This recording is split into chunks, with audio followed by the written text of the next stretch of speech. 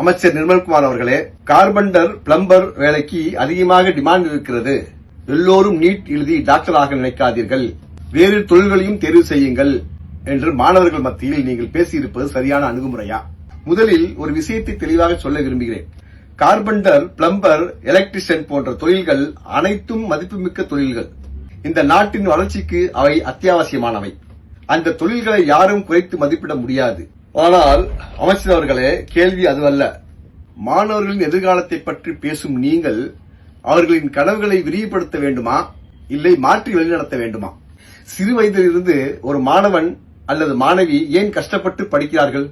தனது குடும்பத்தை வறுமையிலிருந்து உயர்த்த வேண்டும் என்பதற்காக, தான் நினைத்த உயர்ந்த இலக்கை அடைய வேண்டும் என்பதற்காக, தனது கனவை நனவாக்க வேண்டும் என்பதற்காக, தனக்காக உழைக்கும் தந்தை தாயின் கனவை நிறைவேற்ற வேண்டும் என்பதற்காக. அப்படிப்பட்ட மாணவர்களிடம் வேறு தொழிலை தேர்வு செய்யுங்கள் என்று கூறுவதற்கு பதிலாக, உங்களால் முடியும், உழைத்து படியுங்கள், உயர்ந்த இலக்கை அடையுங்கள், உங்கள் கனவை ஒருபோதும் விடாதீர்கள் என்று நம்பிக்கை கொடுத்திருக்க வேண்டாமா? அமைச்சர் அவர்களே, இதே அறிவுரையை உங்கள் குடும்பத்தில் இருக்கும் குழந்தைகளுக்கும் உங்கள் உறவினர்களின் குழந்தைகளுக்கும் கூறினாலும் தவறுதான். மாணவர்களும் பெற்றோர்களும் எதிர்பார்ப்பது கனவுகளை சுருக்கும் அறிவுரைகளை அல்ல, கனவுகளை சாதிக்க தூண்டும் வழிகாட்டுதல் தான்.